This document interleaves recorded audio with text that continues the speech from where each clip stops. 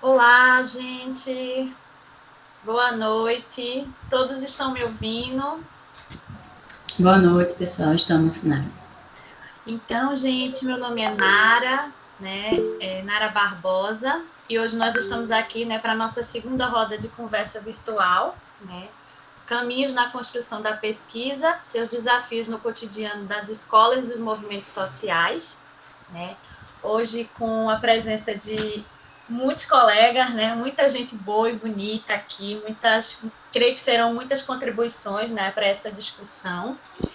E me apresentando um pouco, eu sou, como disse anteriormente, Nara Barbosa, eu sou psicóloga, sou mestranda do curso de saúde coletiva da UFPB e também membro do grupo de pesquisa, né, do Estelar. E é um prazer estar hoje com vocês aqui. Antes de nós introduzirmos a nossa conversa e apresentar nosso convidado, eu queria passar a palavra para a Aninha, né, para que ela também se apresente, para a Lani, que também são do grupo, que estão comigo hoje aqui nesse momento. Boa noite, pessoal. Sou Ana Paula, sou nutricionista. Também estou no mestrado em saúde coletiva aqui da UFPB, membro do Estelar também. E a gente está aí nessa construção dessa terceira roda, que seja uma noite, 2 noites bem produtivas para todo mundo. Boa noite, todo mundo. Me chamo Islane, mais conhecida por Lane. Também, como Aninha, sou nutricionista, mestra em educação. E aqui também faço parte do grupo de pesquisa Estelar. Vou estar junto com vocês hoje e amanhã para a gente estar conversando bastante sobre esse campo da pesquisa tão vasto, né? E cheio de coisas para a gente partilhar. E agora, né, que a gente, enquanto moderadores da conversa de hoje, já se apresentou, eu vou passar a palavra para o nosso querido professor Pedro Cruz, né, para que ele faça as honras e também, né, chame o nosso convidado.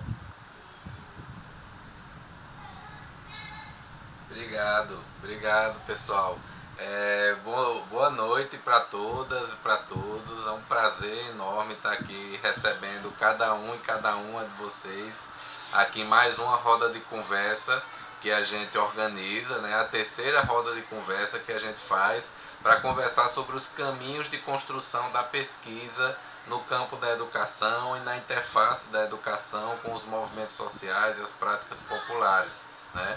E dizer que a gente faz essa iniciativa enquanto grupo de pesquisa em extensão popular, Estelar, como Nara, Ana e Ilane bem colocaram, mas também quanto PPGE, Programa de Pós-Graduação em Educação aqui da nossa Universidade Federal da Paraíba. O PPGE, ele tem uma comissão de integração e articulação social que é composta por mim como representante de professores e também composta por Clebson, né, por Edileuza, por Anne, estudantes do programa que estão aqui também presentes hoje, e que essa comissão ela visa a gente pensar em formas do programa de pós-graduação, formas de aprimorar cada vez mais a capacidade de comunicação dos movimentos do programa através de estudantes, professoras com os movimentos sociais, as práticas populares e com a realidade da comunidade escolar,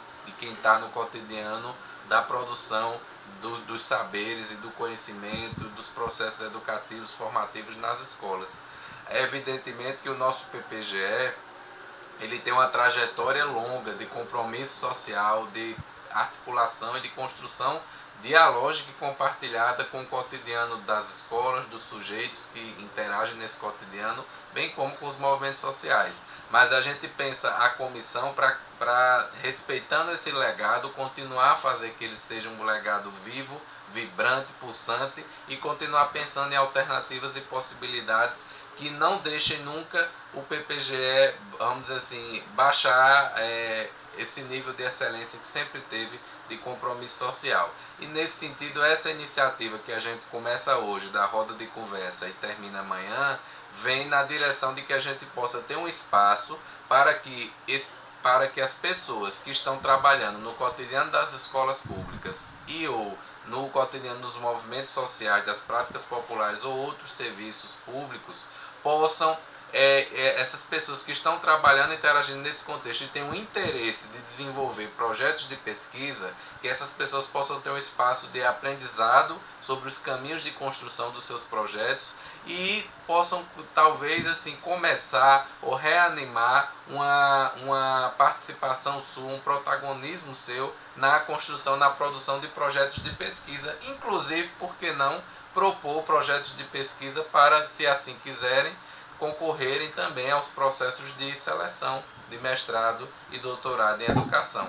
Então é nesse sentido que a gente está aqui hoje, enquanto Estelar, enquanto PPGE, né? Também estamos aqui enquanto programa de pós-graduação em saúde coletiva, que também apoia e participa dessa atuação da UFPB. Desejamos uma boa noite para todos e todas vocês, que seja uma atividade muito produtiva, de perspectivas e de horizontes e de possibilidades para a gente. E agradecer imensamente a Ana Paula, a Alane, a Nara, a Iris, pela organização dessa atividade, né, pelo tomar a frente da construção carinhosa, afetuosa desse momento pedagógico e formativo para a gente.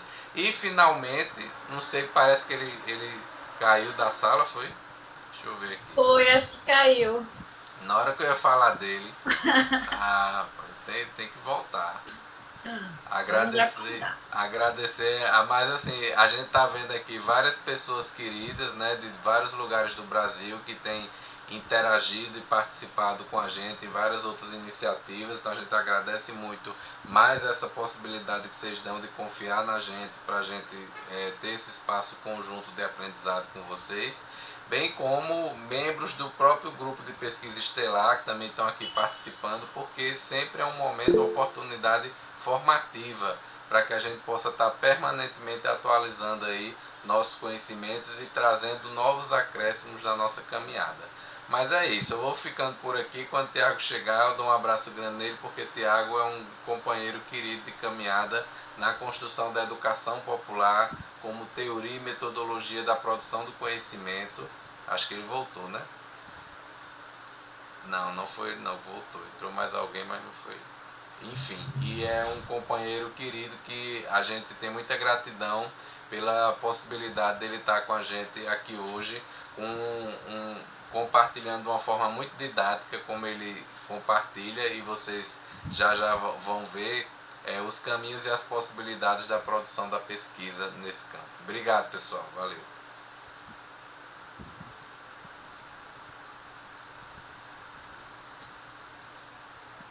Então a gente está aguardando, né, ainda.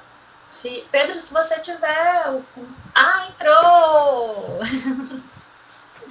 Estávamos ansiosos, Thiago, aguardando você retornar. Eu caiu aqui, fiquei sem internet, não deu um blackout. Você caiu na hora que eu tava falando bem de você, rapaz. Eu tava aqui dizendo da alegria que eu tenho.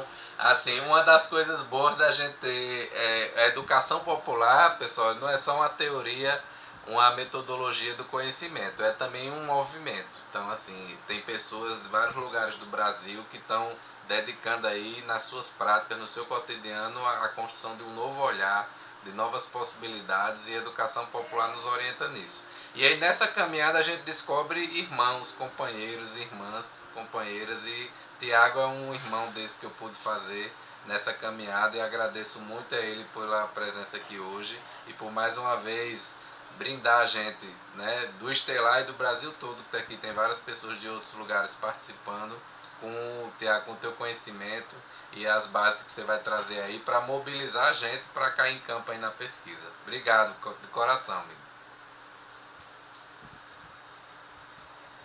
Olha, primeiro, boa noite mais uma vez a todos e todas.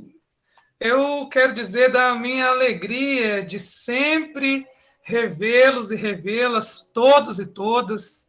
É sempre um prazer muito grande estar junto de vocês no Estelar. Eu sei que vocês vêm fazendo um trabalho que é inspirador para todos e para todas que desde as terras de Minas têm tentado fazer extensão popular, viver e respirar educação popular, conforme os preceitos epistemológicos freirianos ou em defesa de uma educação como prática da liberdade. E a gente sabe dos inúmeros desafios que a gente vem enfrentando, mas a gente sabe da potência que a gente encontra quando olha para o lado de fora e se depara com o trabalho que vocês vêm fazendo, com o movimento de educação popular que vocês vêm historicamente criando e oportunizando por meio de um espaço coletivo como esse, que é também um espaço que eu estou entendendo de solidariedade e de produção de conhecimento, né?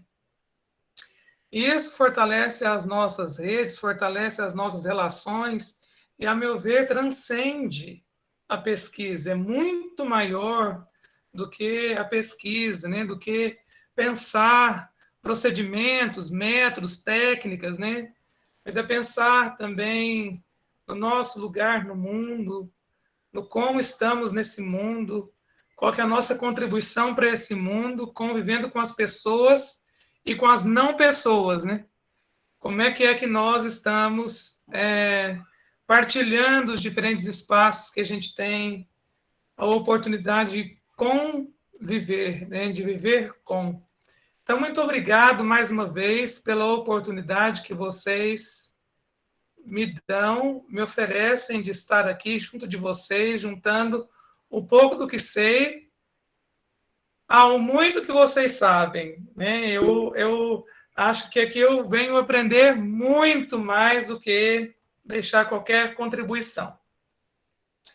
E a gente já esteve junto numa oportunidade, juntos e juntas, né? E eu fiquei pensando qual é a abordagem que eu faço desta vez, considerando a amplitude, né, do que nós podemos abordar, porque é muita coisa, né, que requer como um trabalho de pesquisa, ou na formação de um pesquisador ou pesquisadora, mas antes de tudo, como diria o próprio Paulo Freire, nossa formação como homens e mulheres, né? Pensando a nossa hominização, ao mesmo tempo em que pensamos e produzimos a humanização do mundo, né? É um movimento que muitas vezes é contraditório, é recheado de tensões, de contradições, e não seríamos nós, humanos, se não fôssemos marcados ou produtores dessas marcas, né? Isso está presente em nós, dada a condição de seres inacabados, inconclusos, a que somos chamados a entender e a pensar, né? Então, de uma coisa nós temos certeza, estamos todos e todas vocacionados a sermos sempre mais. Esse espaço a gente sabe que nos oportuniza isso, fortalece isso, né? Mostra para nós a importância que a gente tem nesse sentido. Então, eu pensei, eu vou me dedicar ao que eu estou percebendo dentro do que nós conversamos e venho conversando sobre a elaboração da problemática, né, de como que a gente trabalha na produção da pesquisa, a elaboração do problema, de como que nós constituímos o problema.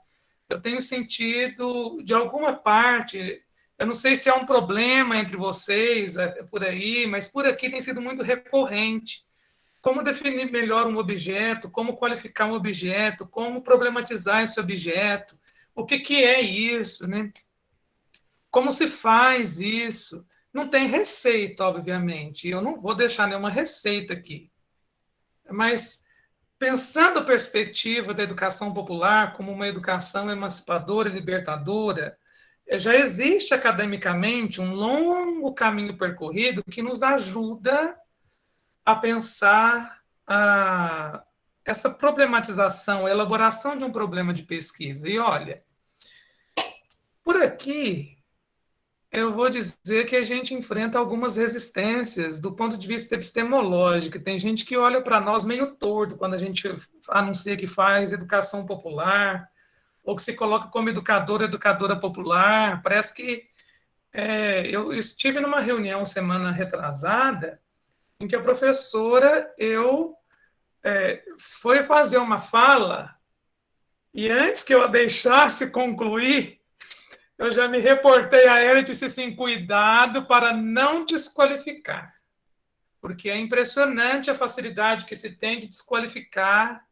educadores e educadoras populares, como se nós não estudássemos, como se nós não produzíssemos pesquisa, porque a gente sabe que existe uma epistemologia do norte, eurocentrada, e uma visão hegemônica de fazer ciência introjetada em nós, e que nos torna opressores como produtores da pesquisa, né? E muitas vezes nós, que estamos nos corredores, no fazer da educação popular, já temos a consciência de nós mesmos, de alguma maneira, ou buscando essa construção, como diria o Freire, tentando expulsar o opressor que nos habita.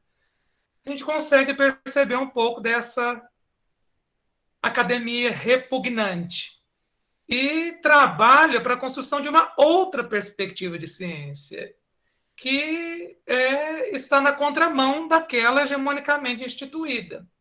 E aí se constitui, por isso mesmo, um território de tensões e de conflito. Então, eu recupero a minha fala lá do começo para dizer assim a vocês. Parto da compreensão de que fazer pesquisa em educação popular ou assumindo educação popular, educação como prática da liberdade, requer de nós, primeiramente, um compromisso político e disponibilidade para fazer os enfrentamentos necessários. Essa disponibilidade requer de nós, por isso mesmo, um aprofundamento teórico, domínio teórico, conceitual, de categorias e conceitos que para a educação popular são caros e que nos darão subsídio para fazer os enfrentamentos que são necessários. Se nós defendemos uma outra ciência, que ciência é essa? Quem é que nos ajuda a fazer epistemologicamente a elaboração teórica que nos permite sustentação no debate? Um debate que não precisa ser feito na verbalização, no discurso, não é disso que eu estou falando, mas um debate que se faz no campo das práticas. Um enfrentamento que eu faço no campo da vida, na produção e na materialização das ações, enquanto pesquisador em formação, em processo de produção, que me colocam no movimento contínuo de politização de mim mesmo, das minhas ações na vida, que me insere no movimento de praxis. Eu estou introduzindo muitos conceitos, mas eu sei que para vocês isso não é tão difícil compreender.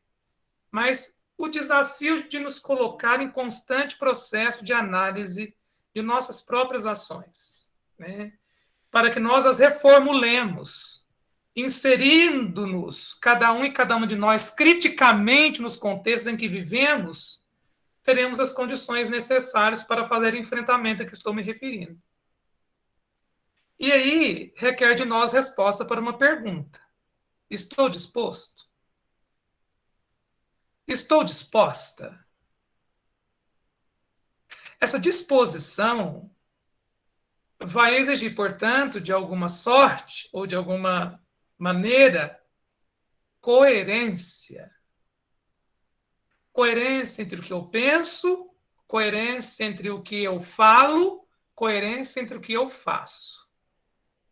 Que a gente entende que Paulo Freire insistentemente também nos exigia quando ele tratava sobre a rigorosidade metódica. Estou disposto, estou disposta. Querer não é suficiente. É preciso investidura, vontade. E essa vontade motivada pelo amor, pela amorosidade, pela esperança, no sentido de ter fé nas pessoas, de acreditarmos nelas, de nos colocarmos sempre a serviço e de produzir uma ciência que realmente possa atuar no processo de conscientização, que possa atuar como praxis, de uma ciência que possa ser libertadora, libertadora de mim mesmo, libertadora do outro por consequência. É nesse sentido e é desse lugar que eu vou tentar trazer para vocês alguma outra contribuição, considerando que anteriormente nós já havíamos conversado. E se vocês quiserem sempre buscar inspiração dentro disso que estou trazendo nessas palavras introdutórias, recorram à introdução e à apresentação do Pedagogia do Oprimido. O professor Hernani Maria Fiore merece ser lido constantemente naquela introdução do Pedagogia do Oprimido do Freire. Todos precisamos tê-lo como bússola do escrever educação popular, né? Para que nós tomemos como cabeceira, como referência. Ali estão os principais fundamentos filosóficos da educação popular, é onde nós podemos buscar as primeiras inspirações, é onde a gente encontra Martin Heidegger, é onde a gente encontra Falsborda, Franz Fanon, Hegel, Marx. As bases filosóficas freirianas de que Freire se utiliza estão todas ali, a considerar o próprio Fiore como filósofo que foi. Então, eu estou sugerindo retomarmos sempre o estudo de pedagogia do oprimido, né? Para que nós façamos o movimento de buscar a compreensão do eu e do outro, nessa relação opressor-oprimido historicamente constituída por uma modernidade inventada. Eu já trago contribuições de outros autores e outras autoras para falar dessa modernidade inventada, especialmente a partir da filosofia do Henrique Dussel, que é um outro autor que a gente precisa, de alguma maneira, buscar leituras, aprofundamentos e compreensões. Então, eu estou começando essa fala trazendo algumas indicações, porque eu já estou sinalizando com isso que eu não tenho condições, então, de dizer de tudo o que vocês demandaram. Inclusive, eu recebi uma lista de tópicos. Eu falei, meu Deus do céu, o que eu faço? A gente vai ter que marcar vários encontros para poder dar conta. Quase 15 rodas, professor. Várias. Mas a gente vai conversando. E aí eu preparei um material para me orientar, e eu vou partilhar com vocês. Eu prometo não ficar preso nele, mas eu vou segui-lo de modo que a gente tenha elementos para essa conversa.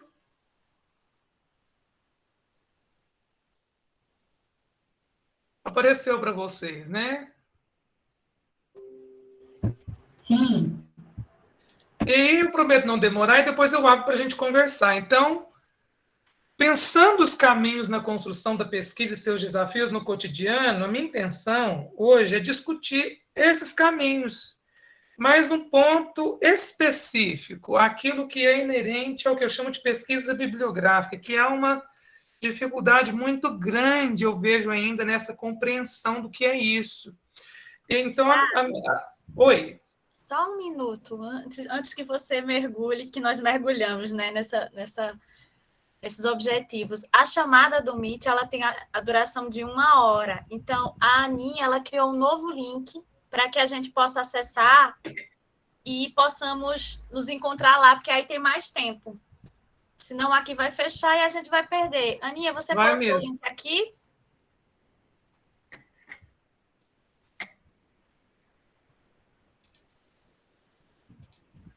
Deixa eu ver.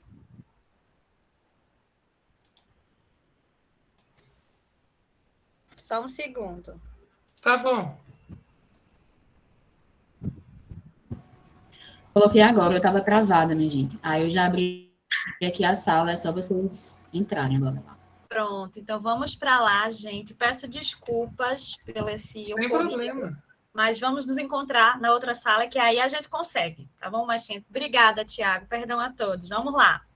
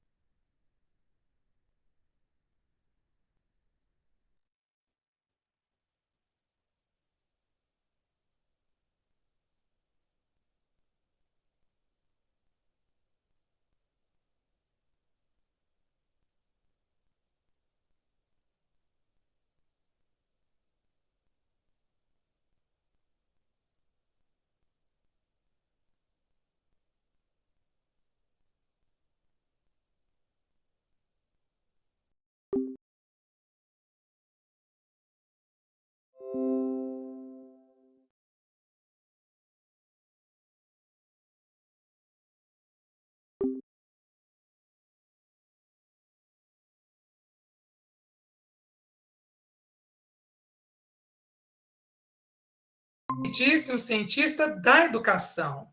Compreender-me enquanto humano, humano que pensa e que tem uma forma particular de organizar o seu pensamento, que tem uma forma peculiar de escrita e que tem um objetivo de vida e que pode fazer e permitir com que as pessoas se reconheçam, se encontrem no pesquisador, na pesquisadora, no autor, na autora lido. Então, essa trajetória é fundamental, porque nela eu contemplo os aspectos sociais e acadêmicos que guardam relação com o que pretendo pesquisar. E também a justificativa, ou seja, por que quero pesquisar tal coisa? Por que me interessa pesquisar tal problema? Por que estou vinculado a este curso, a este programa? O que faz com que alguém da nutrição vá para a saúde coletiva ou vá para a educação? O que me leva a esses caminhos? Por que me dedico a esta questão, a este aspecto, no meio de tantos outros possíveis? Elaborar a justificativa é elaborar a problemática, é a problematizar o seu objeto, é problematizar o que você deseja pesquisar, compreender melhor. Mas o que é um objeto de pesquisa? Olha, Freire problematiza muito em Pedagogia do Oprimido essa relação sujeito-objeto. E convence-nos à compreensão de uma relação sujeito-sujeito. Afinal de contas, se nós trabalhamos, na maior parte dos casos, nas pesquisas que nós produzimos, envolvem pessoas. Pessoas que pensam, que vivem, que têm sensações, sentimentos, emoções, que são pesquisadores e pesquisadoras como nós, que produzem conhecimentos, que elaboram suas experiências, que as sistematizam ou não, mas que o tempo todo, como nos ensina no livro Educação e Mudança, estamos enchendo os espaços com aquilo que produzimos e chamamos de cultura. Se trabalhamos com pessoas e essas pessoas contribuirão conosco na pesquisa, produzirão conosco os dados que são alvo de análise, estou trabalhando com sujeitos, com pessoas. Nesse caso, a palavra objeto não faz muito sentido, mas a rigor de uma perspectiva de ciência acadêmica hegemônica, pressupõe-se a relação entre um sujeito pesquisador e um objeto a ser pesquisado. Alguém que pensa o objeto que observa, que olha, que vê, que busca nele compreensão. O que quero pesquisar é justamente o que eu chamo de objeto de pesquisa. Eu posso trabalhar com sujeitos. A relação é sujeito-sujeito. Ou uma relação eu-tu. Uma relação de alteridade. Essa relação eu-tu, ou ao que o Dussel poderia nos dizer do face a face. Estar com o outro. Conviver, ainda que metodologicamente, com este outro. Ainda que apenas durante a produção da pesquisa. Mas o que quero depreender desse outro, dessa outra, no face a face, na convivência, é o que eu chamo de objeto de pesquisa. É o que quero saber mais da relação implicada que estabelecerei muitas vezes com esse outro, com essa outra, quando minha pesquisa envolve pessoas, ou se não envolve pessoas, mas envolve documentos ou textos da relação que tenho com esses objetos. A problemática é o desenvolvimento que me leva à caracterização do meu objeto. É o que o constitui, é o que o corporifica, o que permite com que as pessoas compreendam, e eu também compreenda, o que pesquiso, o que quero pesquisar, onde quero me debruçar. E é na problemática, é nessa elaboração que eu apresento a relevância que a pesquisa tem do ponto de vista social, especialmente quando ela envolve as pessoas, e acadêmica, por meio de levantamento bibliográfico. Geralmente, esta relevância acadêmica e social eu consigo revelar na problemática fazendo levantamento bibliográfico, fazendo pesquisa bibliográfica, para que eu verifique, do ponto de vista científico, qual é a produção que existe, já realizada, que faz vínculo com o objeto que quero pesquisar. Porque, por certo, o que quero pesquisar guarda relação com o que alguém já tenha pesquisado, com o que alguém já tenha observado. E, mediante a realização desse levantamento, eu preciso fazer análise desses trabalhos que eu recupero. E, geralmente, a gente toma por referência artigos, teses, dissertações.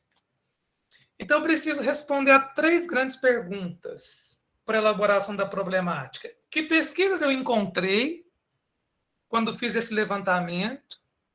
Que recomendações elas fazem, se fazem, e que lacunas existem nessa produção que eu tenho, que já existe, que a minha pesquisa permite colaborar, contribuir. Que lacunas existem e como a minha pesquisa contribui. Eu preciso dessa elaboração para me dar sustentação. E é aqui que está o posicionamento político necessário de ser anunciado e dito enquanto pesquisador e pesquisadora. Aqui nós revelamos nesta problemática a nossa intencionalidade. E, claro, nós elaboraremos essa problemática a partir das lentes que usamos para fazer essas interpretações. Sem dúvida nenhuma.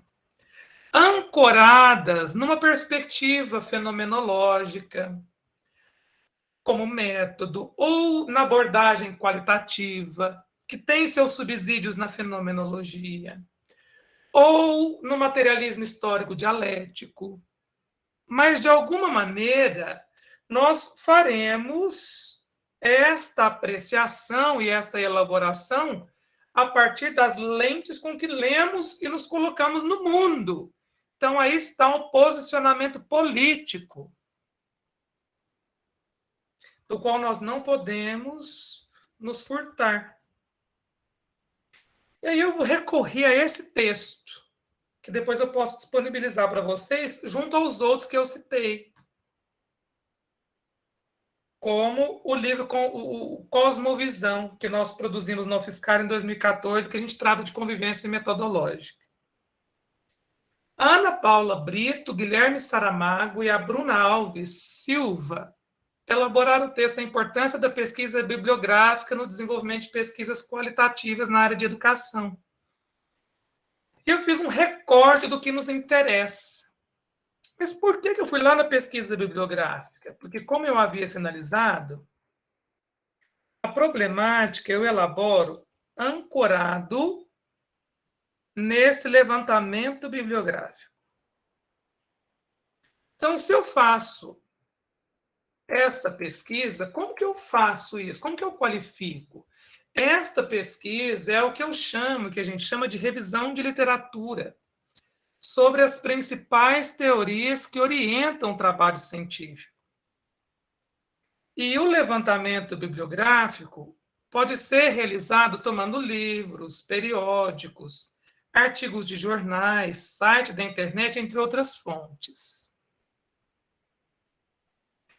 Para Prodanov Freitas, este levantamento, esta pesquisa, nos coloca, enquanto pesquisador e pesquisadora, em contato com a produção escrita sobre a temática. Por isso, ela é muito importante. É um momento em que nós conseguimos verificar a veracidade dos dados que eu vá obter no futuro. E que eu observe as pessoas, ou melhor, que eu observe as possíveis incoerências ou contradições que essas obras possam apresentar. É bom para que eu conheça o campo teórico, para que eu conheça e veja que autores e autoras têm sido utilizados, que textos e textos estão sendo produzidos sobre o que pesquiso ou pretendo pesquisar. Isso vale para doutorado, isso vale para mestrado. Para o doutorado, inclusive, é uma obrigação. Para o mestrado, a gente recomenda, nem sempre se tem esse alcance, mas é possível fazer em 2 anos, 6 meses. Segundo as suas origens, as pesquisas, as fontes da pesquisa bibliográfica podem ser consideradas primárias, secundárias e terciárias. Mas o que vem a ser estas fontes? O que caracteriza uma fonte primária? Uma fonte secundária ou uma fonte terciária? Estas fontes são aquelas que me darão condições de compreender o que busco. As primárias são aquelas que contêm ou divulgam as informações originais, sob a forma original, já conhecido. São as mais importantes, porque elas representam a produção técnica e científica na área. Então, elas incluem livros, periódicos, publicações seriadas, anais de eventos, relatórios científicos, normas técnicas, teses, dissertações, patentes. Essas são fontes primárias. As fontes secundárias são as que organizam, sob a forma de índices, de resumos, as informações que me remetem chegar nas fontes primárias. São catálogos que me permitem chegar, alcançar as primárias. São obras de referência. E as terciárias são aquelas que me orientam para a utilização das fontes secundárias e primárias. É o ponto de partida. A gente quase não trabalha na educação com fontes terciárias. Nós trabalhamos com as secundárias, mas sumariamente com as primárias. Teses, dissertações e artigos e livros, principalmente. Gil nos ajuda a compreender que a principal vantagem da realização dessa pesquisa se relaciona ao fato de que ela nos permite, enquanto investigadores e investigadoras, cobrir uma gama de fenômenos muito mais ampla do que aquela que eu poderia pesquisar diretamente. Isso facilita a nossa vida quanto pesquisador e pesquisadora, porque quando eu tiver que lidar com um problema de pesquisa, na argumentação, esta argumentação virá dos dados que eu tenho, que eu obtenho das pesquisas, dos textos dissertativos, teses, livros que eu encontrei. Mas ele chama muito atenção para uma atitude que nós precisamos ter, que pode comprometer a qualidade da pesquisa, que são as fontes secundárias, ficarmos presos em catálogos ou resumos, ainda que os resumos sejam fontes. Então, quando eu tomo apenas o resumo, eu posso incorrer em interpretações equivocadas. É importante que eu me assegure das condições em que os dados são obtidos, para que eu possa fazer uma análise em profundidade, para descobrir incoerências e contradições. Então, eu preciso de ter cuidado com essas fontes. Se nós pegarmos os grandes manuais, como a Marconi Lakatos, o Bocato, por exemplo, a pesquisa bibliográfica, como elas nos anunciam, tem como foco resolver um problema, nos ajudar a argumentar em torno do problema, por meio dos referenciais teóricos publicados. Parece que eu estou sendo repetitivo, mas o objetivo é dizer e mostrar para vocês a coerência que existe entre diferentes pesquisadores e pesquisadoras ao tratar de, para que eu possa analisar e discutir as várias contribuições científicas em torno do que pesquiso.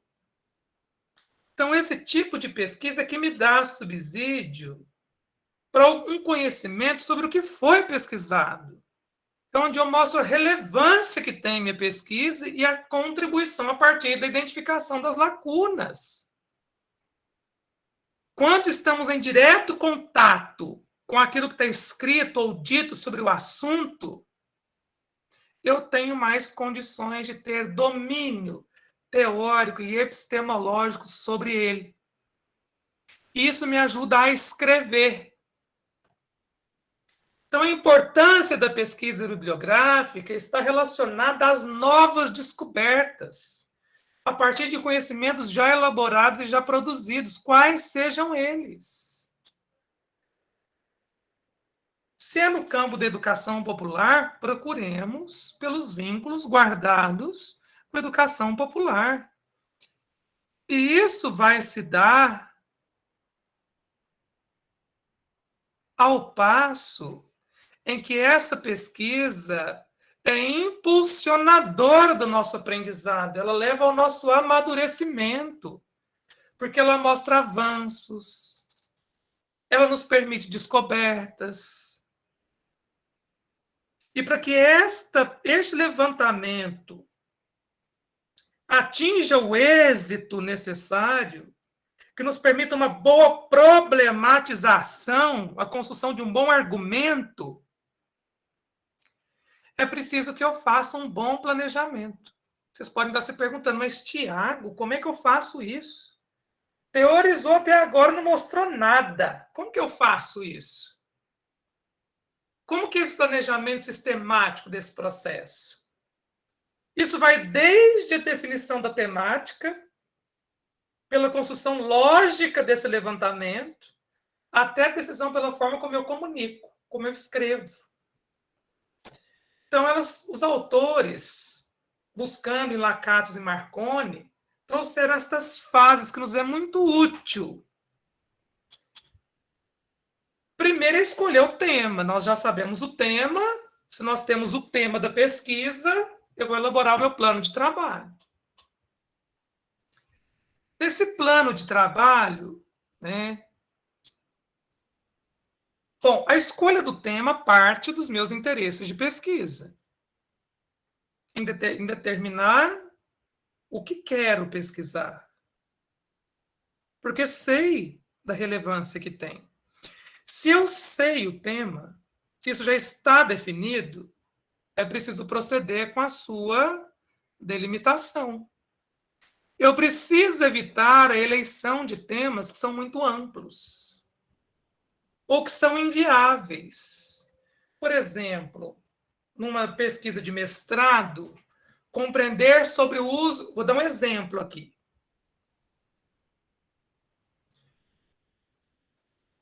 Compreender como se deu o uso das tecnologias digitais de informação e comunicação por professores e professoras nas escolas de Uberaba. É um tema. Mas será que eu dou conta de compreender o uso dessas tecnologias em todas as escolas? Isso requer delimitação.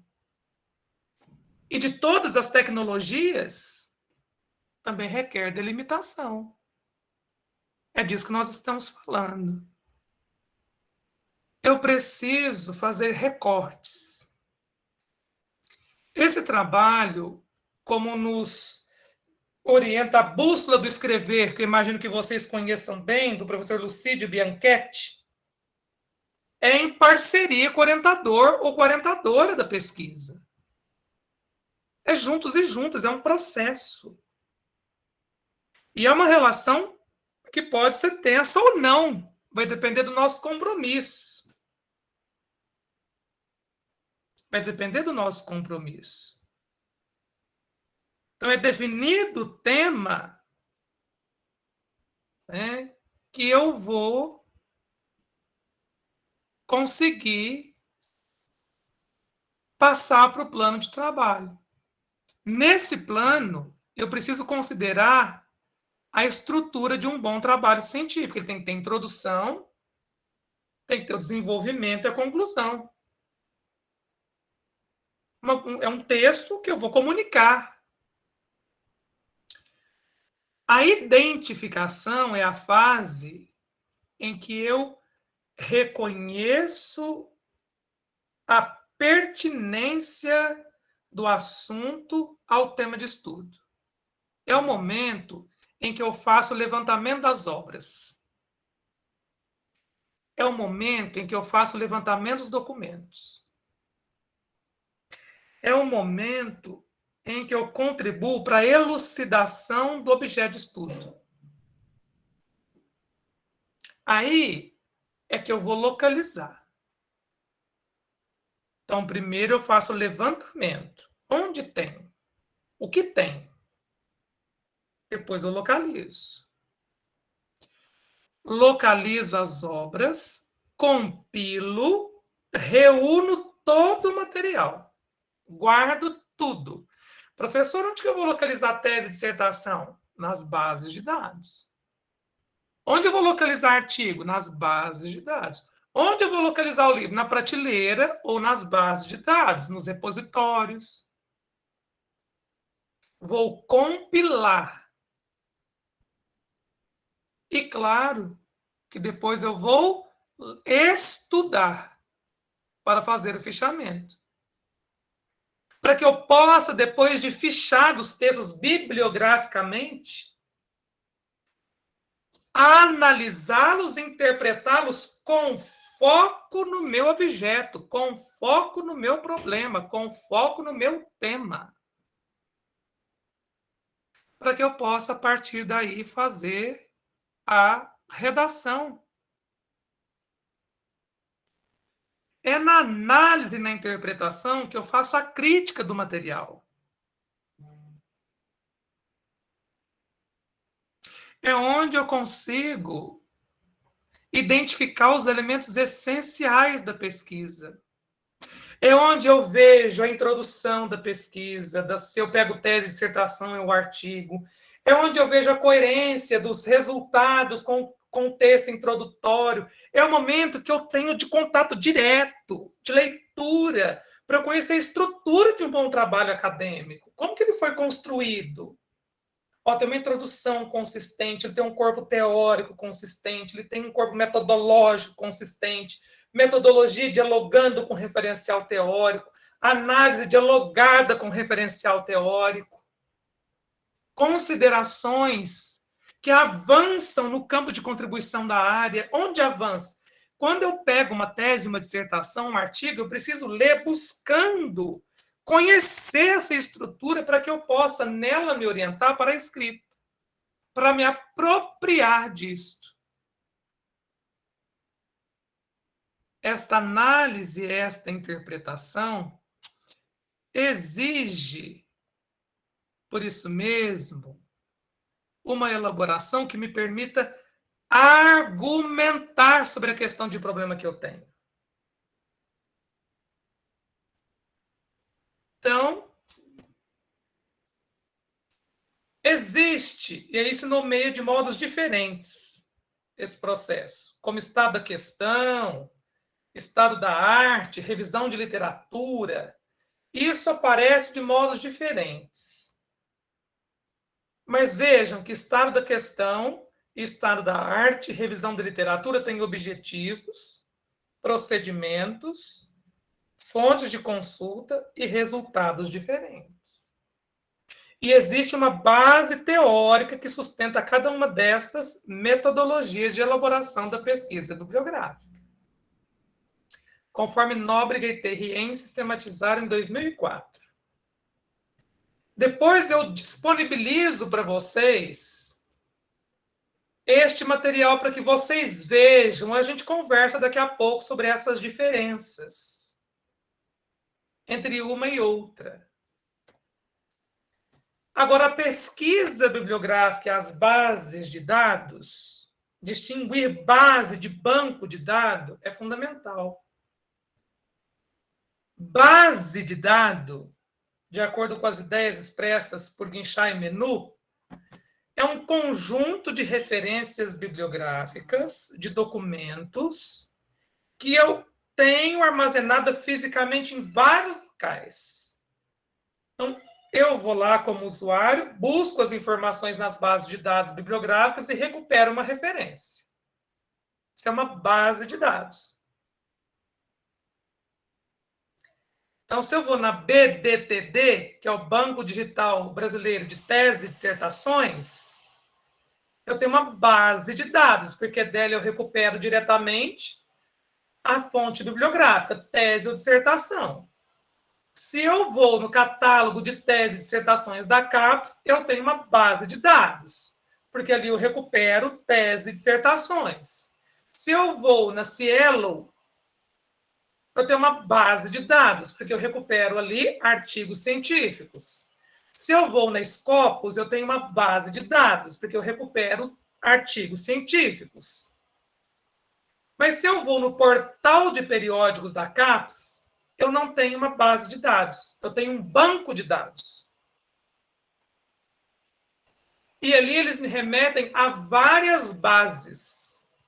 E os artigos estão a várias bases de dados. Os bancos trazem informações factuais, numéricas ou textuais diretamente utilizáveis. E eu tenho acesso direto à informação primária.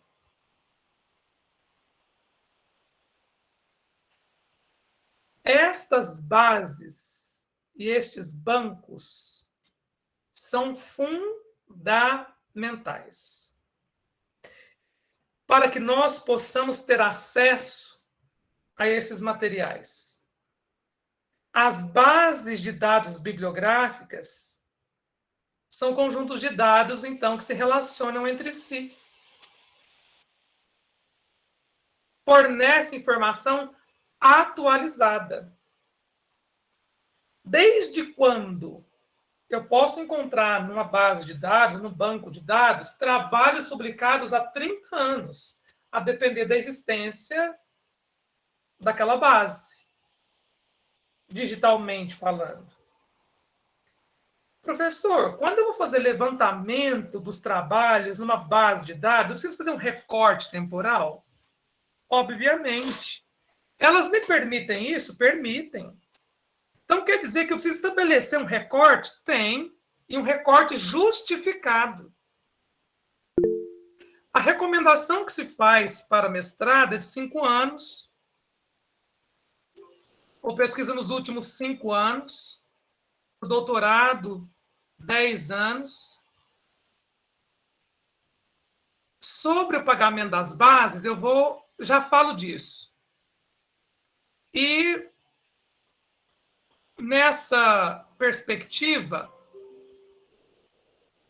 eu consigo me apropriar do que tem produzido naquele recorte temporal. Então, eu preciso justificar. Se eu vou fazer uma pesquisa que traz o período pandêmico, eu tenho um recorte muito bem definido a fazer, por exemplo. Então, a depender do meu objeto, eu posso fazer o recorte temporal necessário.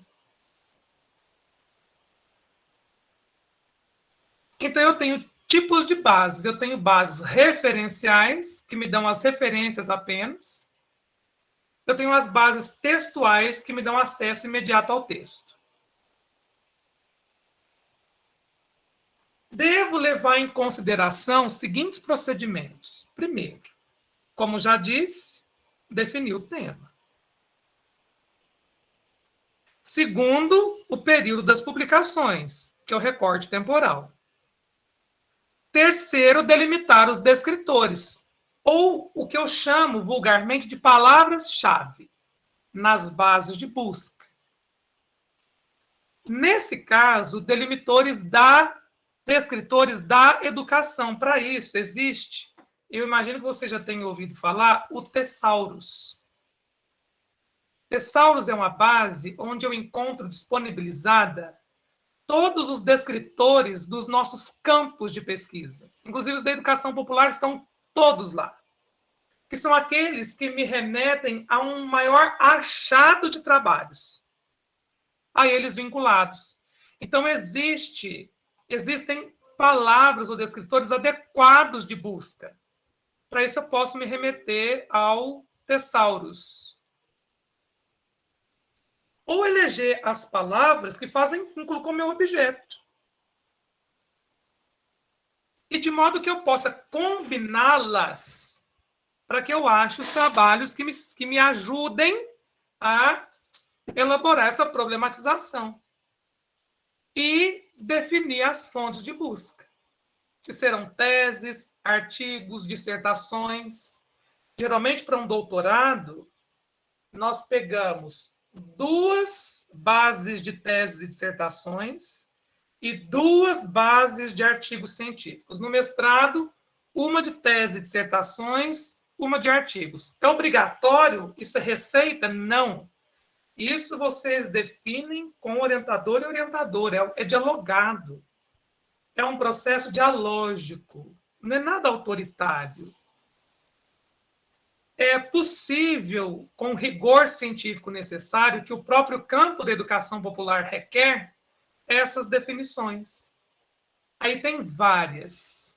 Tem inovação tecnológica, o IDICT, a biblioteca da Claxo, o DOAGE, o domínio público, a ERIC, a BDTD, a Cielo, o CPDOC, periódicos da CAPES, a UOINFO. Estas bases são liberadas, essas que estão aí relacionadas. E depois eu coloco para vocês, eu mando o material, ok?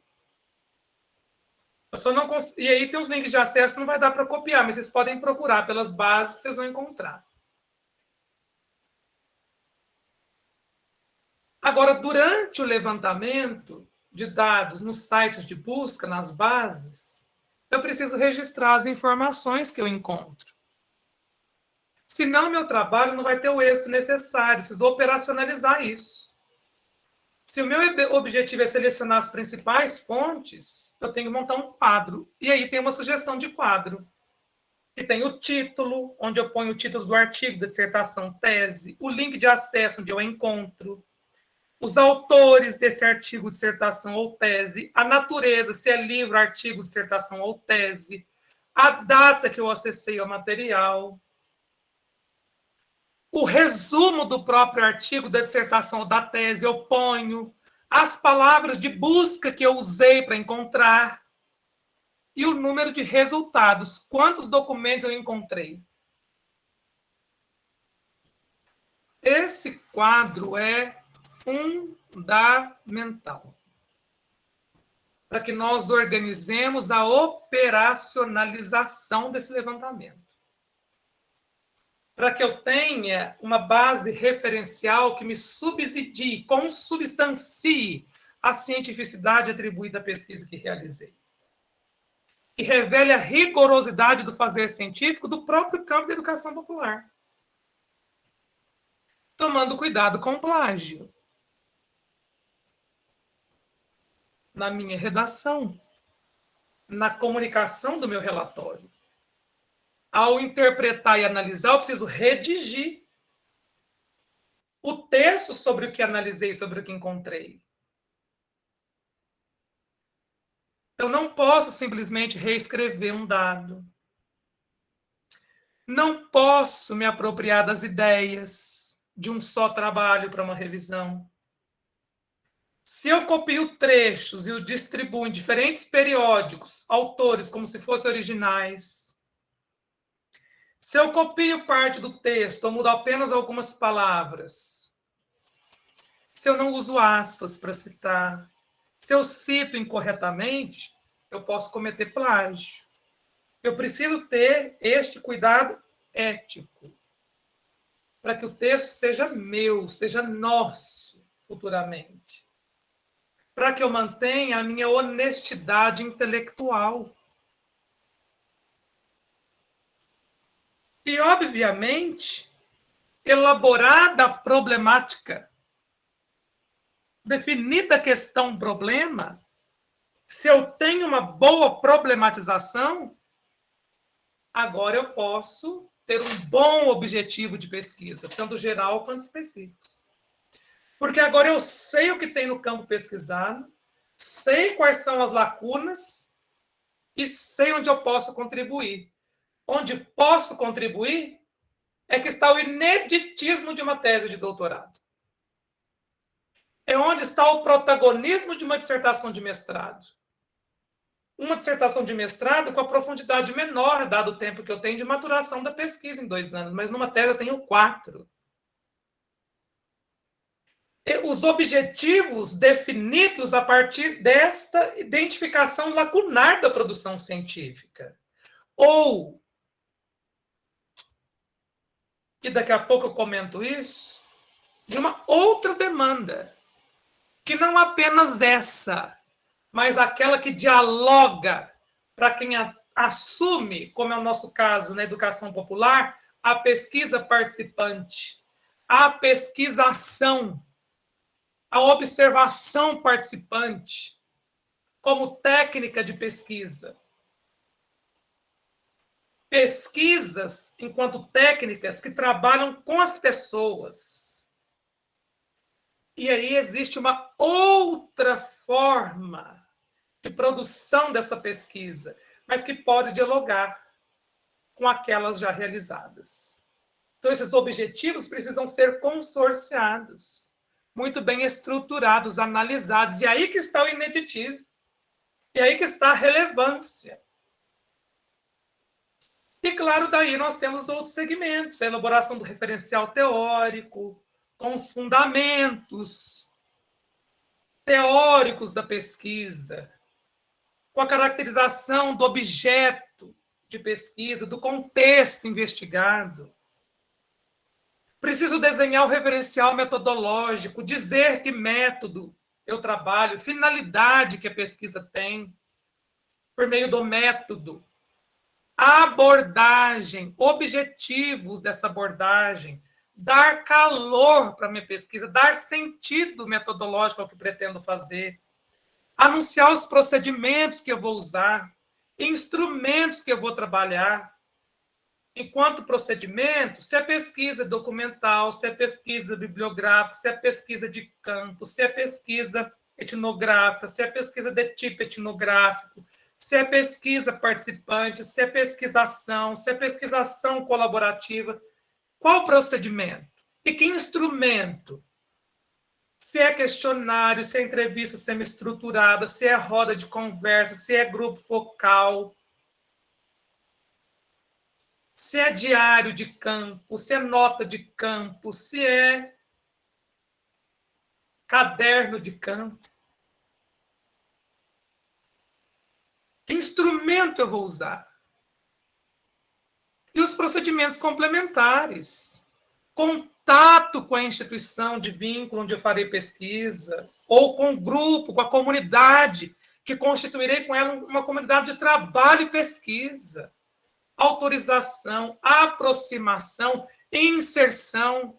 E sobre isso tem um texto belíssimo da Maria Tereza Goldar Tavares chamado A Chegada da Estranha, que nos ajuda muito a problematizar essa questão do contato, da inserção, desses procedimentos complementares, de lida com esses grupos que estão constituindo uma comunidade de vida pela pesquisa, como diz a Petronia.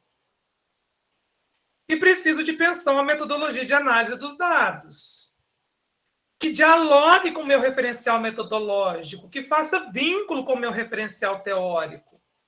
E, claro, primar para os meus cuidados éticos.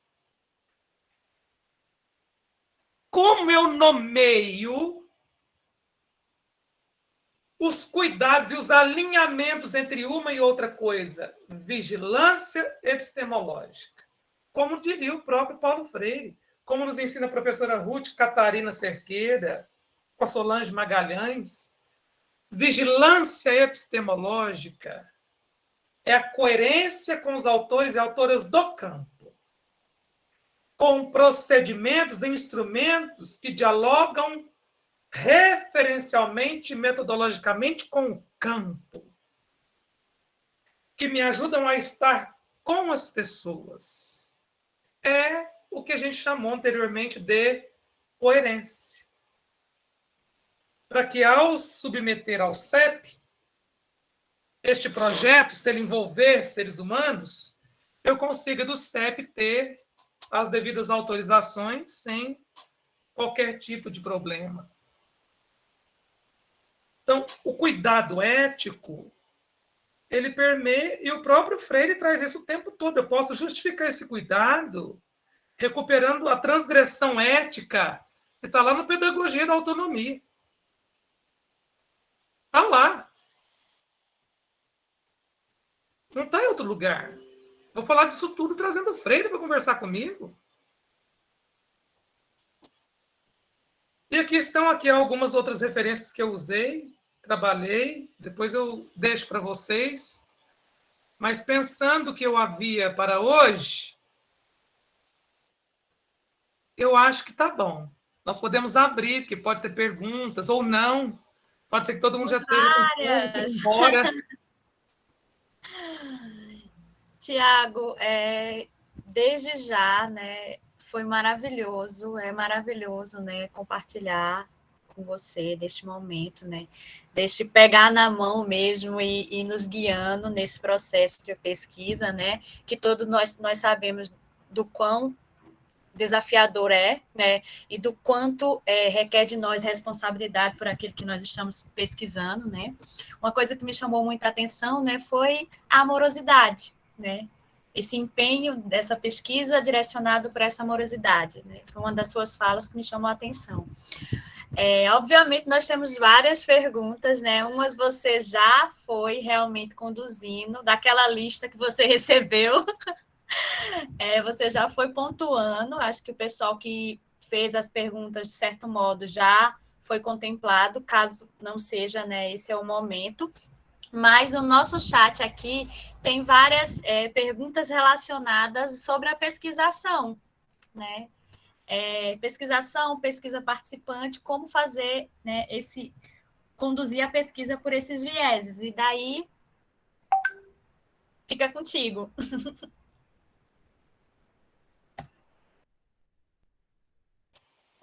Para a gente tratar de pesquisa participante, para a gente tratar de pesquisação, nós precisaríamos de um encontro à parte. Mas eu vou partir de um texto que eu estou tentando. O texto que eu peguei para tratar da pesquisa bibliográfica, didaticamente falando, está aqui no chat o link de acesso. Eu já vou disponibilizando enquanto eu estou lembrando, porque senão depois eu esqueço. Eu já respondo sobre a pesquisação. Deixa eu entregar para vocês agora o texto sobre convivência metodológica. Convivência metodológica. Deixa eu achar aqui. E se tiver a chegada do estranho também que você falou, por favor? Eu acho que eu ajudo vocês disponibilizando material. Muito.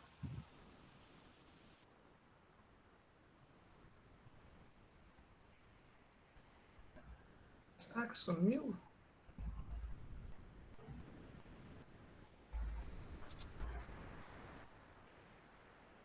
Estou tentando localizar a página do grupo de pesquisa, mas quem disse que eu acho? Está em algum lugar. Bom, depois esse eu disponibilizo, porque eu não encontrei, mas eu quero disponibilizar o texto que eu achei. Tenho produzido sobre pesquisação, pesquisa participante, que está num livro em que o próprio Pedro tem um capítulo sobre extensão. Eu vou disponibilizar para vocês, e eu queria disponibilizar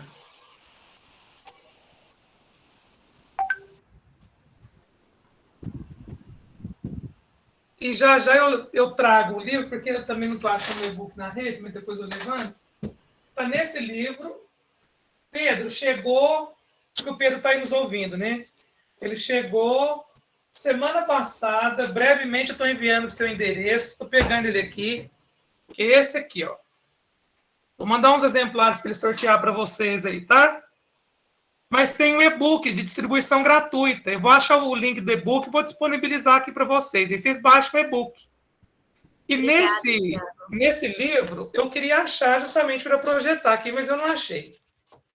No capítulo 3, eu escrevi assim: Educação Popular, Extensão Popular, Militância, Praxis, Experiências. E vou recomendar para vocês, que é o texto que está na página 57.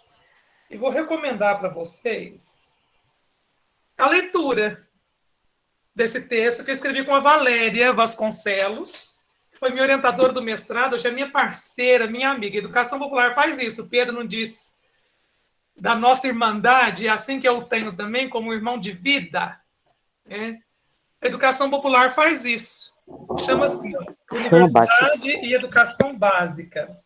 Ensino, pesquisa e extensão em defesa de uma educação transformadora. Eu vou disponibilizar para vocês aqui depois a referência completa, tá? E dou o link do e-book, assim que eu achar. Ou eu mando para o Pedro depois os arquivos que eu não consegui localizar e ele entrega para vocês. Ou para as meninas que eu tenho contato no Zap, certo? Esse capítulo foi resultado de reflexões teóricas, de experiências que Valéria e eu vivemos de ensino, pesquisa e extensão, considerando os fundamentos teórico-metodológicos da educação popular. E a gente registrou as nossas lutas por superar os contextos sociais que cada dia são mais opressores e excludentes, que negam, que invisibilizam milhares de pessoas, especialmente aquelas pessoas que dependem da escola pública, como nós. Afinal de contas, nós estamos nessa dependência, né? E nós estamos atravessando ainda uma crise humanitária sem precedentes, que foi deflagrada muito anteriormente à Covid-19. Ela apenas depauperou, acentuou esta crise. Na verdade, ela escancara a face cruel do neoliberalismo, da necropolítica. É isso que ela veio fazendo. E atingiu, embora não exclusivamente, a população menos favorecida, empobrecida. Então, a gente teve com esse objetivo contribuir com o debate. E aí a gente foi verificar as articulações da educação popular com a extensão popular numa perspectiva militante. Tudo isso que eu estou falando é para pegar a pesquisação e pesquisa participante, tá? Então, eu só estou dando os caminhos assim, para a gente construir esse pensamento. Desde a educação e a extensão popular. Algumas das características fundantes da educação popular em todos os momentos históricos, em todos, é a transgressão do hegemonicamente instituído. É a transgressão do que está posto. E a tentativa de superar a opressão como desafios enquanto pesquisadores e pesquisadoras engajadas com as transformações sociais. Por isso que eu disse do compromisso político que nós temos. E hoje nós não podemos deixar de compreender, inserindo-nos criticamente em qualquer dos contextos em que estejamos, de que se faz presente as forças neoliberais e necrófilas sobre os diferentes contextos em que habitamos. Não há possibilidade de fazer uma análise sem que isso seja problematizado. E isso atenta contra a democracia, contra o Estado de Direito, o direito de aprender, o direito de ser, o direito de saber, o direito de poder. E aí o próprio Paulo Freire, lá no Pedagogia da Autonomia, no prefácio, falava sobre a necessidade de lutar contra a ignorância, contra o medo do fatalismo. Isso se impõe sobre os oprimidos, e isso coloca sobre eles e nós mesmos a responsabilidade pelo fracasso, a ideia de que a realidade está pronta e acabada. Para pensar a pesquisação e pesquisa participante, é preciso que nós compreendamos a necessidade de romper com esse paradigma. Não posso inserir-me num contexto, adotar esses procedimentos sem compreendê-los ou fazer o esforço de compreendê-los criticamente. O que quero dizer com isso? Que eu preciso superar a ideia de que a realidade é, para compreender que ela está sendo. Portanto, romper com a ideia fatalista que se coloca sobre nós. O papel da educação, nesse sentido, é o de questionar e problematizar a realidade. E essa problematização culminará com a transformação daquilo que nós, possivelmente, em conjunto, entendemos como um problema a ser resolvido. Como um problema a ser resolvido. E onde que nós fomos recorrer? Né? Nós fomos recorrer a um texto que está lá no livro do Brandão, sobre pesquisa militante. E por que a gente está falando de pesquisa? Por que eu falo de pesquisa militante? Porque o próprio Brandão, em 1960, num capítulo que está no livro, né, do Bonilha, Castilho, Falsborda e Libreiros, a referência está no capítulo, vocês vão encontrar lá, está no livro Repensando a Pesquisa Participante. Depois vocês podem procurar o PDF na internet. O capítulo chama Causa Popular, Ciência Popular. Uma metodologia do conhecimento científico através da ação. Gente, esse texto é da década de 60, a minha edição é de 99, mas ele traz os primeiros fundamentos socioepistemológicos da pesquisação e participante para a educação popular. Nasceu numa década de efervescência na América Latina, contra os movimentos ditatoriais a que estamos em movimento de luta até hoje. Eles elaboraram, é um texto latino-americano, ele tem raízes latino-americanas. É uma epistemologia do Sul, como dizia o Dussel. Victor Bonilha Gonzalo Castilho, Orlando Falsborda e Augusto Libreiros nos ensinam a pensar com esse texto a epistemologia desde o sul, que é onde estamos com as nossas raízes enfincadas. E eles falam que para que nos engajemos na pesquisa, ação ou participante, é preciso nos entendermos primeiro como militantes. Aí vocês podem perguntar assim para mim, Tiago, por que você foi enfiar nessa seara e trazer um capítulo como esse? Porque eu sinto que, e não só eu, essa angústia não é só minha, que nós precisamos, para romper com a hegemonia ou com essa ciência eurocentrada hegemonicamente colocada, para romper com ela, nos colocarmos desde esta perspectiva, que ela critica. Essa academia hegemônica diz que não é possível militar e fazer pesquisa. Não é possível o quê, cara pálida? Se a sociologia, enquanto ciência, é um fundamento de, ela me diz que é possível. Como refutá-la? Vou negar a própria ciência, que tem seu berço nesse nascedouro? Bom, eu estou dando uma referência para que vocês se divirtam com ela depois. Né? O Pedro está aí. O Pedro é uma referência viva desse campo. É uma referência ambulante. Brinquem com ele. Depois eu vou ir pessoalmente tomar um café para a gente conversar sobre esses textos. Será prazeroso, Tiago. Eu vou aprender com vocês. Eu não quero outra coisa. Eu quero ouvir. Aí eu vou ir para ouvir. Então, eles falam sobre essa necessidade de nos inserirmos como militantes. Mas o que é isso? Para quem se arrisca a pesquisa militante,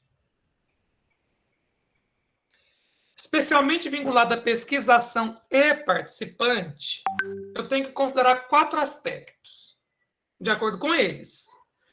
Metodologia e investigador não são coisas separadas. Isso já é uma base teórico-metodológica. Metodologia e investigador não são coisas separadas. A segunda, a metodologia é inseparável dos grupos sociais com os quais o investigador trabalha. Não é eu quem digo como será. Senão eu reproduzo uma prática eurocentrada. Senão eu reproduzo a lógica opressora. Se eu determino como será, que pesquisa dialogada é essa? Que militância é essa? Que pesquisa participante é essa? Ou que pesquisação é essa? Daqui a pouco eu trato sinteticamente da diferença entre as duas. Terceiro ponto. A metodologia varia, portanto, evolui e transforma segundo as condições políticas locais e da correlação de forças que estão colocadas. Quarto, a metodologia depende da estratégia global da mudança social e das táticas a curto e médio prazo. Eles não tratam da categoria tática, mas se quiserem saber melhor sobre tática e a diferença de tática e estratégia, leiam Miguel de Certeau. Bom, essa é uma outra contribuição que eu estou dando, porque eu tive que ir atrás, galera. Eu estou me aprofundando nisso ainda. Não estou buscando aprender. Fui buscar em Certeau, que é um teórico que está sendo muito debatido no campo da educação popular, para pensar tática, que é diferente de estratégia. Estratégia é sobrevivência, é reatividade. Tática é revolucionária. Essa é a principal diferença entre as duas. Estratégia é eurocentrada. Tática é contra-hegemônica. É revolucionária. Vamos pensar um pouco mais sobre isso. Qual o nome do autor, professor? Miguel de Certeau. Escreve Certeau, com C. Miguel Certeau. E se fala Certeau. Beleza, muito obrigada. Partindo desses aspectos, a gente precisa compreender que a aproximação com as pessoas é uma prática metodológica. Aí tem o texto A Chegada da Estranha. Se procurar na internet, vocês vão encontrar aí, da Maria Tereza Tavares. Nossa queridíssima colega do GTC de Educação Popular. Uma educadora popular de luta com as periferias do Rio de Janeiro. Ou buscar em Henrique Dussel, na Filosofia da Libertação, na Ética da Libertação, no 20 Teses de Política, o face a face a que ele se refere. Vocês vão encontrar um pouco disso na minha dissertação, na minha tese também. Depois eu posso deixar um caminho sobre isso. Já temos uma bibliografia, né, aqui bem robusta, né, uma biblioteca. Estou deixando algumas contribuições para as nossas próximas conversas, se elas existirem. Sim. Com certeza. Tenho que, pela demanda das questões de pesquisação e pesquisa participante, acredito que a gente precisará, né, enquanto equipe estelar, novamente, né, pensar em outra roda. Vamos fazer a roda girar. Né? Então, a aproximação, estou falando dos primeiros passos para estar junto com as comunidades, ela não pode ser utilizada ou manipulada por quem não é militante, por quem não é defensor da causa de transformação. Porque eles dizem que apenas militantemente, só e apenas militantemente, é que nós somos capazes de fazer a crítica necessária sobre a nossa prática. Ou seja, agindo na praxis, torno-me militante continuamente. Isso é bonito demais, gente. Isso é refutar essa hegemonia que nos é imposta goela abaixo. Para dizer que, sim, eu sou militante e faço pesquisa militante. Faço pesquisa engajada. Pesquisa engajada foi o conceito mais, digamos que, feliz que a Marli e a Andrea Bernadette Gatti encontraram numa perspectiva de ciência hegemônica para dizer de quem faz pesquisa com as pessoas. Olha que loucura. O que elas chamam de engajada, a gente chama de militante. Eu ainda vou escrever um texto sobre isso, me aguarde. E isso assegura, né, a validade dos nossos intentos com as pessoas que são envolvidas e imersas. Gente, quantos de nós estamos aqui nesse espaço querendo ou representando outras vozes, outras gentes? Muitos de nós seremos ouvidos e fazemos ouvir muitas outras vozes, muitas outras consciências. Ora, a militância, nesse sentido, imprime uma dinamicidade de aproximação com as pessoas. Então, aí eu tenho que tomar a realidade cultural, social, econômica, ecológica, preciso compreender. Mas não é eu dizer que realidade é as pessoas precisam me contar, me dizer, por mais que eu esteja nela, preciso conversar com as pessoas, para que elas me digam como elas sabem, o que elas sentem, como elas interpretam o mundo. Tomando cuidado, como Victor Valla nos fala desde 99, sobre a crise de interpretação. Para que a gente não corra o risco de fazer com que as pessoas digam o que nós queremos que elas digam. Há de ter um cuidado muito grande com isso. O Victor Valla é uma grande referência da educação popular e saúde, vocês sabem muito bem disso, muito melhor que eu. E esse é o caráter da militância. É um fazer pesquisa na contraposição. É produzir conhecimento na ação. E nós vamos colocar as técnicas e os conhecimentos adquiridos a serviço de uma causa. Essa é a aliança entre universidade e movimentos sociais, universidade e camadas populares, universidades e escolas públicas. Esta causa é, por definição, de acordo com eles, uma transformação fundamental da sociedade, da região a que nós fazemos parte.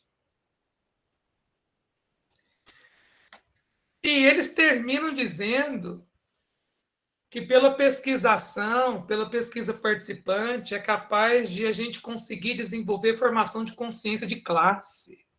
Gente, portanto, eles estão falando de uma epistemologia dialética ou fenomenológica, mas que nos ajude a pensar criticamente os contextos em que estamos inseridos. Para que a gente possa, com clareza, com honestidade, construir um dizer com as pessoas e não para elas. Dizer com elas, não por elas. Dizer com elas.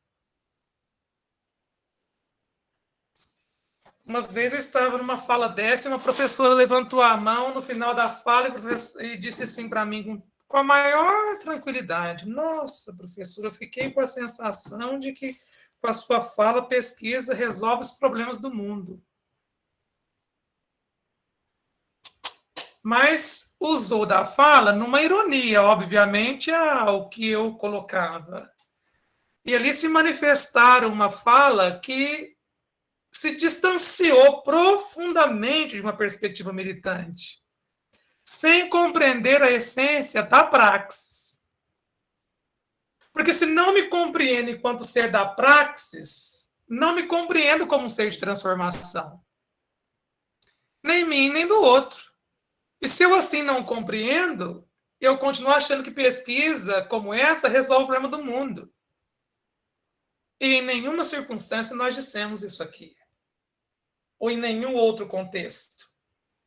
Nós queremos dizer de pesquisa, e como a pesquisação, quem acha o problema da pesquisação não sou eu como pesquisador ou pesquisadora, não, com o meu conhecimento que a academia me permitiu construir. Quem determina o problema são as pessoas com quem eu converso, com quem eu vou fazer o face a face, com quem eu vou fazer convivência metodológica, com quem eu vou me inserir, com quem eu vou conversar. É de lá que emerge, é da base, é da raiz, é do grupo. O problema não é meu como pesquisador. Se fosse meu, eu seria autoritário. Não é pesquisação isso. A pesquisação é com. Ela é uma ruptura. Então, o problema não é meu. Os objetivos não são meus. Mas eu posso colaborar com o conhecimento que tenho. É aí que o Paulo Freire diz. Do diálogo possível. Ao que o Boaventura vai chamar de ecologia de saberes. Boaventura de Souza Santos. Dussel vai pela filosofia, o Boaventura vai pela sociologia, partindo de caminhos diferentes, mas culminam no mesmo lugar. Na emancipação, na autonomia, na libertação. Agora, pesquisa participante, insiro-me com as pessoas, participo com elas, mas não necessariamente envolve os mesmos procedimentos técnicos que a pesquisação envolve. Pesquisação envolve quase que no trabalho metodológico freiriano a identificação do problema com o grupo, numa perspectiva dialógica, a tematização, debate do problema, a proposição de uma ação para o enfrentamento do problema ou de ações, a análise dos resultados das ações. Gente, a análise não pode ser só minha. Na pesquisação tem que analisar com a galera. Nós elaboramos, nós fazemos, nós criamos a ação, nós executamos, nós analisamos, nós avaliamos e comunicamos os resultados. Pesquisa participante não tem todo esse procedimento, mas requer o mesmo compromisso ético, mesmo cuidado. Porque se eu vou participar de uma ação, ela também vai ser avaliada, problematizada, com a mesma rigorosidade epistêmica. Talvez eu não tenha conseguido, nesse curto intervalo de tempo, deixar marcas tão claras entre uma e outras de suas diferenças. Mas eu espero que eu tenha trazido elementos que ajudem vocês na construção destas diferenças, né? Ou na defesa epistemológica dessas metodologias. Aliás, desses procedimentos. Mais alguma coisa que vocês queiram colocar? Eu vi uma movimentação no chat, eu estou acompanhando, tentando acompanhar tudo e fazer um movimento de ir respondendo. Estou devolvendo a palavra. Né, quem vai fazer a roda girar? Fiquem à vontade, nós ainda temos um pouquinho de tempo, né? Com relação a essas questões de link, de presença, a gente vai tentar organizar aqui para mandar, e aí vocês podem responder por lá. E esse espaço, pronto. Paulino Matias levantou a mão. Paulino, a fala é sua, fique à vontade.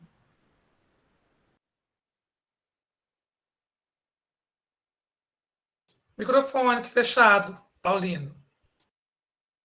Obrigado. Boa noite a todos e todas. Eu quero começar pedindo desculpa por ter chegado aqui já atrasado. É que eu estou numa comunidade que eu mudei recentemente, comunidade eclesial de base, e nós estávamos em uma reunião com a diretoria, e é exatamente isso que o Tiago acaba de falar, né? Como que a gente vai avaliar os problemas que cada grupo tem e o que a gente vai fazer para resolver isso.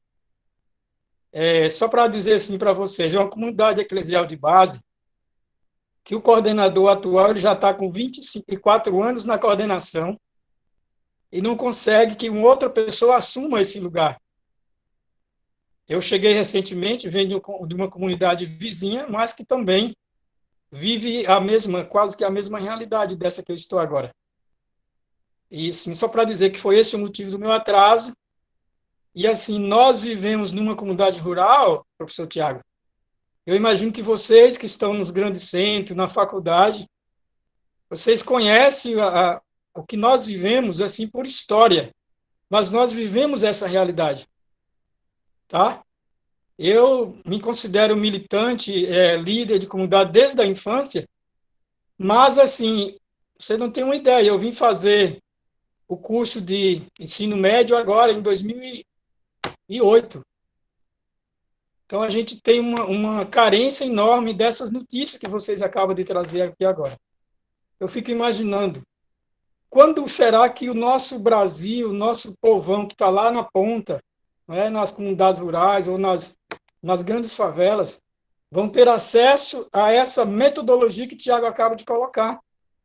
Não é de fazer essa pesquisa, de ver onde que está o problema e como enfrentar esses desafios. Quero dizer assim, parabéns a essa equipe, não é? E é isso que eu queria colocar nessa noite de hoje. Muito obrigado. Obrigada, Paulino. Tiago, nós temos algumas mãozinhas aqui levantadas. Eu posso já abrir a fala para os colegas? Ou você... Claro, à vontade. Então, a Bárbara. Bárbara, por favor, fique à vontade. Oi, boa noite. Boa noite, professor Tiago.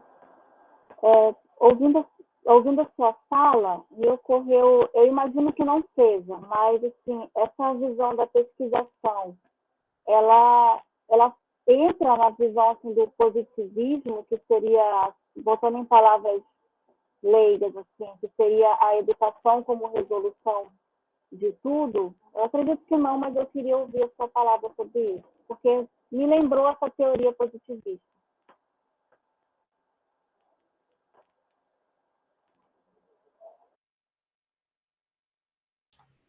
Pode abrir para mais perguntas, que eu respondo junto.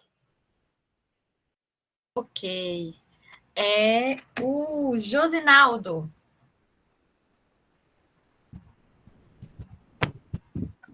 Olá, professor Tiago, estou aí maravilhado, viu?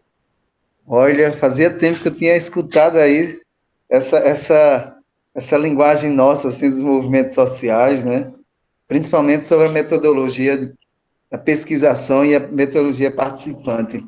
Eu acredito, professor Tiago, na colocação do Paulino, né? Eu também vivo nessa dimensão das comunidades eclesiais de base aqui em João Pessoa, né? E aí a gente vive esse grande desafio. Na verdade, a gente vive a cada dia observando essa ausência das instituições que busca trabalhar essa transformação de consciência através da educação, da dimensão eclesiológica, né? E esses dias a gente discutia justamente sobre essa dimensão que o Paulino coloca. Na hora em que a igreja ela sai de cena nessa dimensão das comunidades eclesiais de base, que trabalhava essa busca da problemática na comunidade, a gente percebe que esse novo modelo do neopentecostalismo, desse sistema, na verdade, que busca cada vez mais criar e fortalecer essa hegemonia, se fortalece. E aí eu percebo também as academias, as universidades, cada vez mais se distanciando desse método que a gente diz de intervenção, né? E eu acredito que esse incentivo por essa prática mais enraizante da pesquisa, do método da pesquisação e da pesquisa participante, se de fato há um incentivo e há mais presença, eu acredito que a gente consegue, de fato, atingir uma meta, que é esse envolvimento com as comunidades.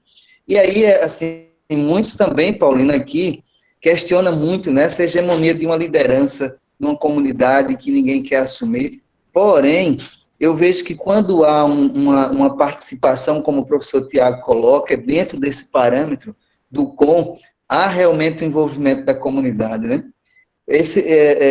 Eu sou também professor da rede pública, e na escola em que eu também estou dando aula, tem um professor que fala demais do professor Pedro, do professor Emardi, lá da comunidade Nazareno. Esse jovem, na verdade, ele disse que hoje só é professor, só conseguiu chegar a uma universidade por motivo de um trabalho desse concreto na comunidade, né?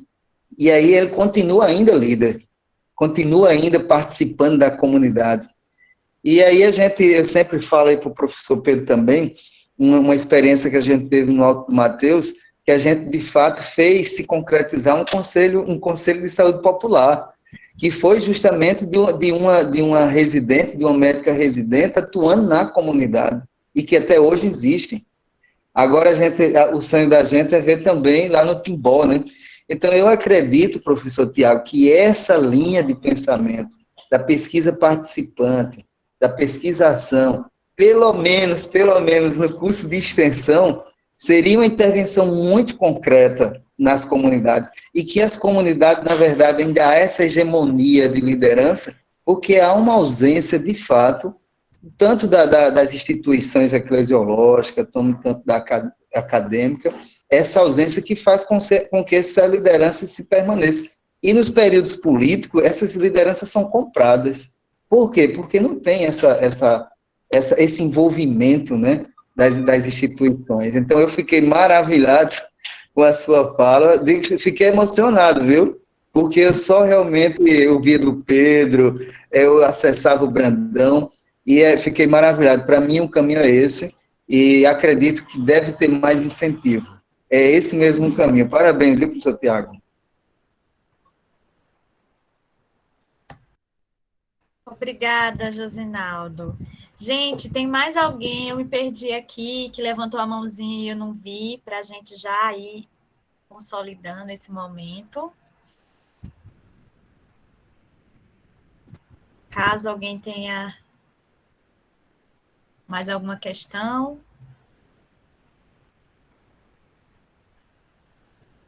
Bom, então agora, Tiago, né? passo a palavra para você que você possa, né, contribuir mais, muito mais.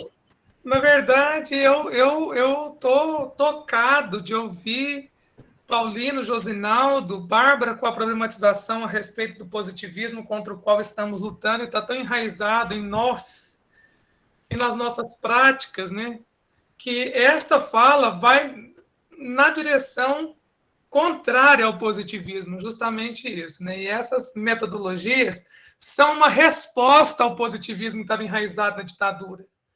Na verdade, a pesquisação e a pesquisa participante são procedimentos que inauguram uma outra perspectiva contra o positivismo, e é aí que se coloca, porque o positivismo é pela manutenção do status quo, pela ordem, pelo progresso estabelecido pela elite, por quem detém o poder, por quem oprime.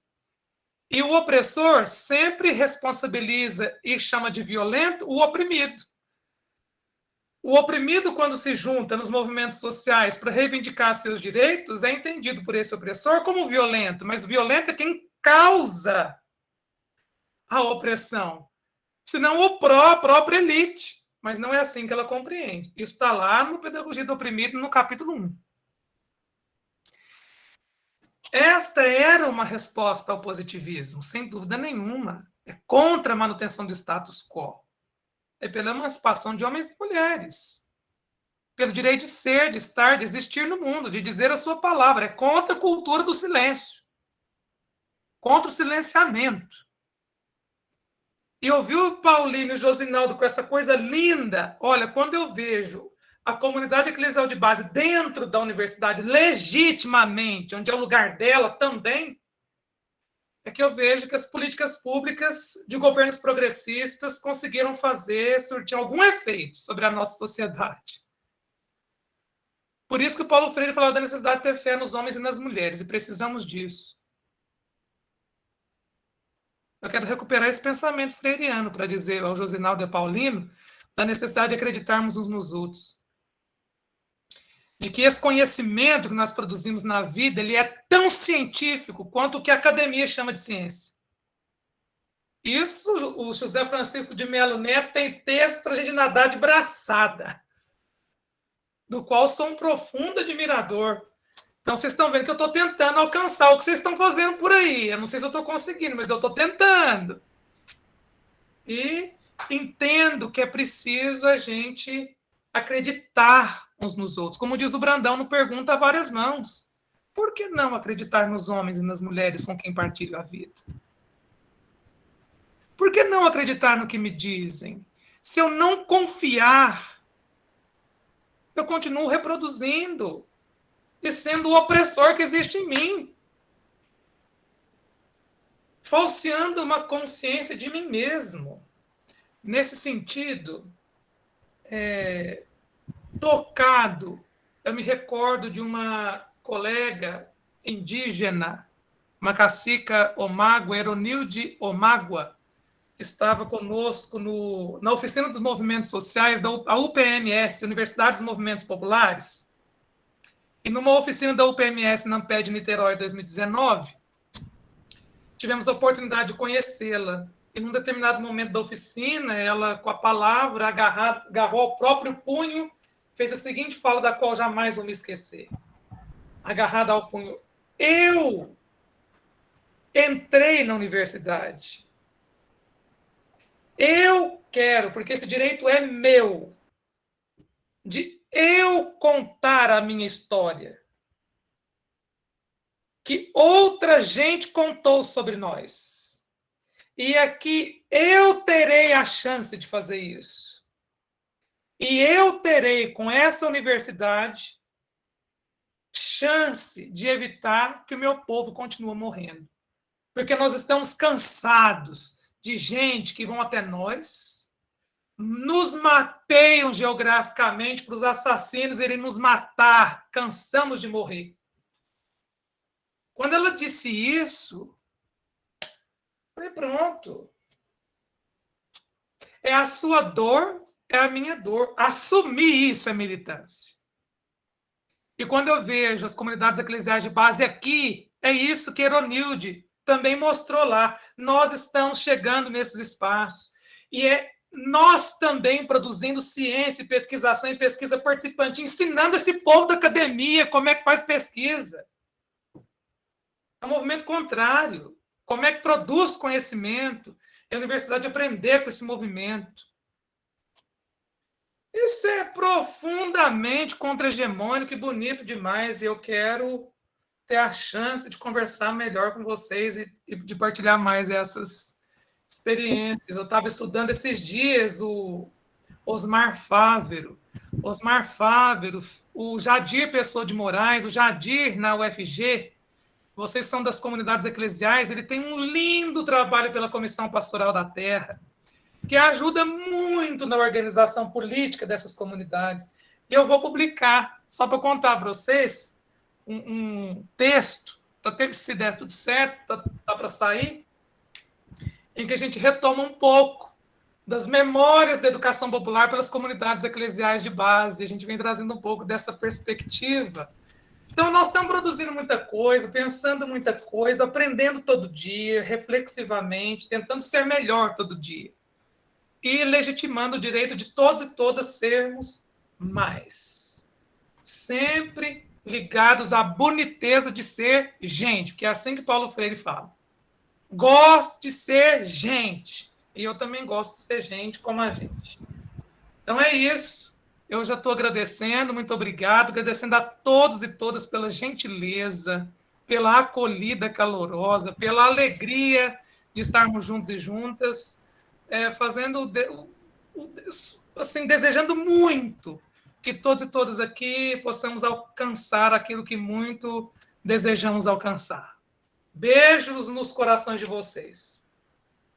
Tiago, muito obrigada por toda a sua contribuição, né? Em nome do Grupo Estelar, do PGE, né? Receba o nosso agradecimento e também, né, já agradeço a participação de todos e todas aqui, né, que fizeram, né, que nessas mãos unidas nós formamos essa roda e foi muito prazeroso, né, compartilhar desse espaço com vocês, né? Amanhã nós temos um outro momento, né? Também muito rico. E caso, só um lembrete, as pessoas que entraram pelo grupo Movimentos, façam sua inscrição, a gente deixou aqui no chat o link. E assim, muito, muito obrigada a todos pela participação, as falas aqui apresentadas, as perguntas que foram enviadas, né? Tiago brilhantemente conseguiu, né, pontuar da melhor forma possível, né? Acredito que para maior aprofundamento, sim, há necessidade de outros momentos como esse, né? E creio que sim serão possíveis futuramente, né? A gente pensa sobre isso. Também me senti bem emocionada com a fala do Paulinho, e em nome dele e por ele agradeço a participação de todos. E é isso, gente. Que lindo, muito obrigada. E obrigada de novo. Um beijo, fiquem bem. E amanhã nós estamos aqui. Contamos com a participação de todos. Até!